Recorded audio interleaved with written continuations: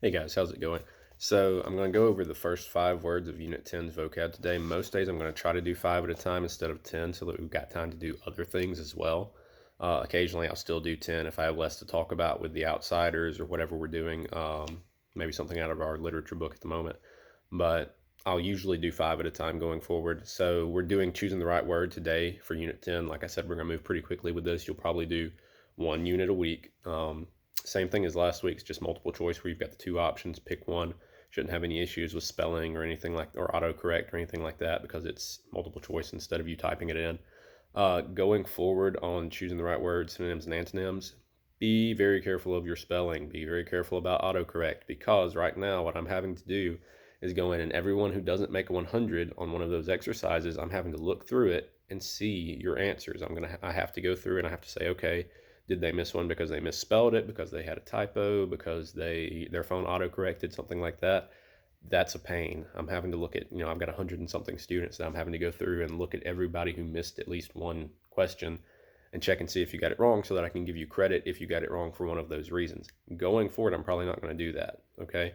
Spell it right. Part of vocab is spelling the word right. I'm sorry, it's not that complicated. You've got the book to look at. I've uploaded the pages online. Do that for me.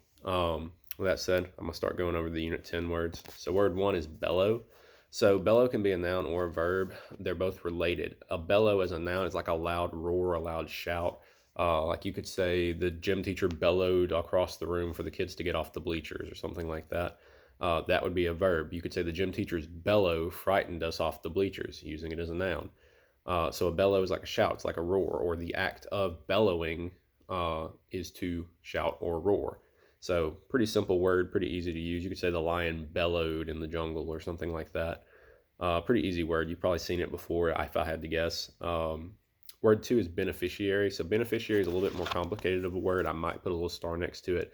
This is a noun. It's literally somebody who benefits from something. Okay, that's the book definition, and that's pretty accurate. It can mean a lot of different things in a lot of different contexts. Most often you'll see this used around wills, like when someone dies, a beneficiary is a person who gets something from the will of that person who died. So like if I'm an old man one day, hopefully I live to be an old man, and I write in my will, all of my personal belongings go to my wife and children. They would be the beneficiaries of my will if I died. So that's how that works, and that's one usage of it. You could say the beneficiaries of the new law were the rich, or the beneficiaries of the new law were the large corporations, or the beneficiaries of the new law were those who were currently living on food stamps. All it means is that if some law were passed that benefited one of those groups I mentioned, they would then be the beneficiaries of that law. So it's just somebody who benefits from something. The word looks like benefit, but keep in mind that the context it's used in is usually something to do with law or wills, something like that. It can be more simple, though. You could say, I was the beneficiary of a free pizza. Maybe somebody just gave me a free pizza. I benefited from that. That does sound really good right now. I would then be the beneficiary of receiving that free pizza. So it can be used in more casual context as well, but it's not a common word outside of, law and wills and things like that. Word 3 is botch. So botch, some of you may have seen the TV show Botched. I know I've seen it with Sierra a couple times. It's pretty weird and creepy. I'm not suggesting that you go watch it. It's about plastic surgeries and things that have gone bad, that have been messed up. Botch means to mess something up. So as a noun, it means a job that was messed up terribly. So I could say, my surgery was a botch. Now I look like I have massive concrete filled cheeks or something like that. Or I could say he botched my surgery and now my nose turns upside down or something weird like that.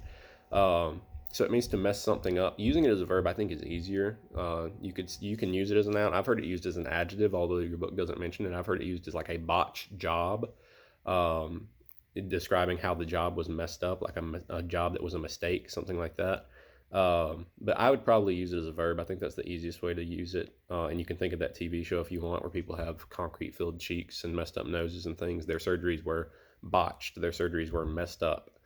Word 4 is clutter. You probably know this word. It can be a verb or a noun. So clutter, if I have a desk that's absolutely filled with junk, there's books and papers everywhere, like my desk at school usually is, you could say my desk is cluttered. It's filled with clutter. Most of your backpacks are probably cluttered or filled with clutter, especially now that you have to have all your books at home during this. You could say I cluttered my desk with lots of books and papers, using it as a verb, meaning to fill it up, to mess it up, to fill it with junk, things like that. It's pretty easy to use either way, noun or verb. It's just your preference. Pretty easy word that you're probably already pretty familiar with. Word 5 is dilapidated. So dilapidated is a word you might not be familiar with, but it's pretty easy to use. It means something that's run down, something that's not in good condition. So if you're driving through a poor part of town and you see a house or a building where the porch is collapsed and there are old tires sitting outside and it looks like no one's lived in it in 10 or 20 years, you might say that house is dilapidated. It looks as though it's empty. It looks as though it's not being taken care of. It's fallen in. It's in very bad shape. It is dilapidated. It's in ruins. Some of you know about the Jemison Center, what we call Old Bryce, out near Northport. That place is dilapidated. It's in ruins. The floor and ceilings are falling in. There's graffiti everywhere. Bricks are falling out of the walls. There's asbestos in the air. It's not a good place to visit. Don't go there. But it's dilapidated. It's in ruins. So anything like that you could say is dilapidated. Usually it's used to describe buildings. You could use it kind of jokingly to describe a person, especially an older person. Like you could say the dilapidated looking old man could barely get around. It's not a nice way of describing a person, but if you were trying to be humorous and kind of dark, you could. But almost always for a vehicle or a building. Okay, so like the dilapidated car looked like it wouldn't go a mile further, something like that. It is an adjective. It's pretty much always used to describe something. You could use dilapidate as a verb, but it would be a really weird usage and it's not used much in modern English. So I would focus on using it as an adjective. Okay. All right. So that's it for Unit 10 vocab for